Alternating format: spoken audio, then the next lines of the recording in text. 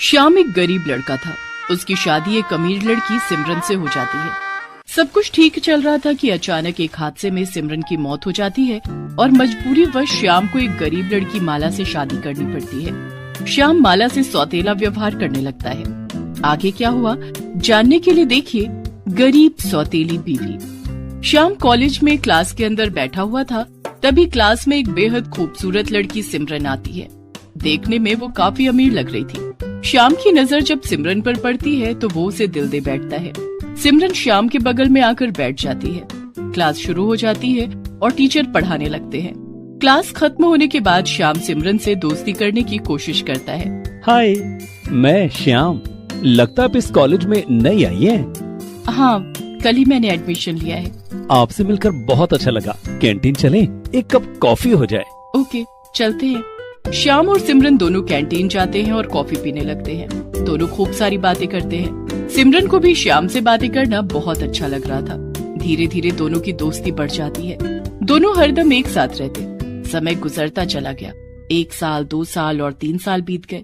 श्याम और सिमरन की पढ़ाई अब पूरी हो गई थी। कॉलेज का फेयरवेल था। उस दिन श्याम ने सोचा, आज के बाद मैं और सिमरन हमेशा के लिए बिछड़ जाएंगे, लेकिन मैं सिमरन से दूर नहीं रह सकता। क्यों ना आज सिमरन से दिल की बात कह दूं।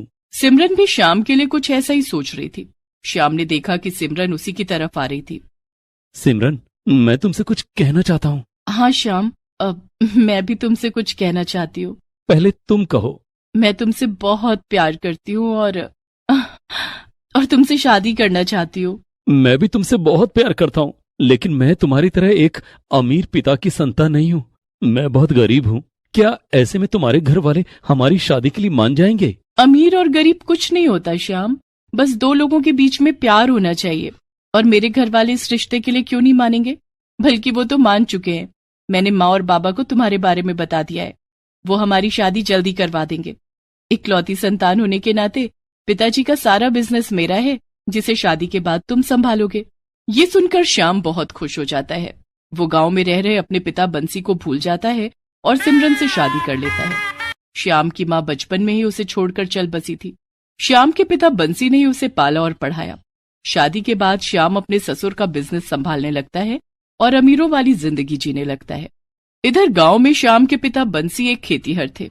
बंसी काफी बीमार रहने लगे थे। अब उनसे खेतीबाड़ी का काम नहीं हो पाता था और खेती करना छोड़ चुके थे। बंसी का दोस्त रघु बंसी का ध्यान रखा करता। रघु की बेटी माला बंसी को खाना खिलाती और उनकी दवाइयों का ध्यान रखती।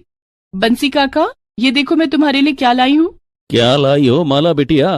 तू तो मेरे लिए कितना करती है बेटी। श्याम तो शहर जाकर मुझे भूल गया। तू और रघु नहीं होते तो मैं मर ही गया होता। ऐसा मत कहो काका, तुम जल्दी ठीक हो जाओगे। खीर पूरी खाओ, इसके बाद मैं तुम्हें दवाई खिला दूंगी। माला की देखरेख में बंसी की तबीयत में काफी सुधार आ जाता है और बंसी ठीक हो जाता है। लेकिन एक दिन दिल का दौरा पड़ने के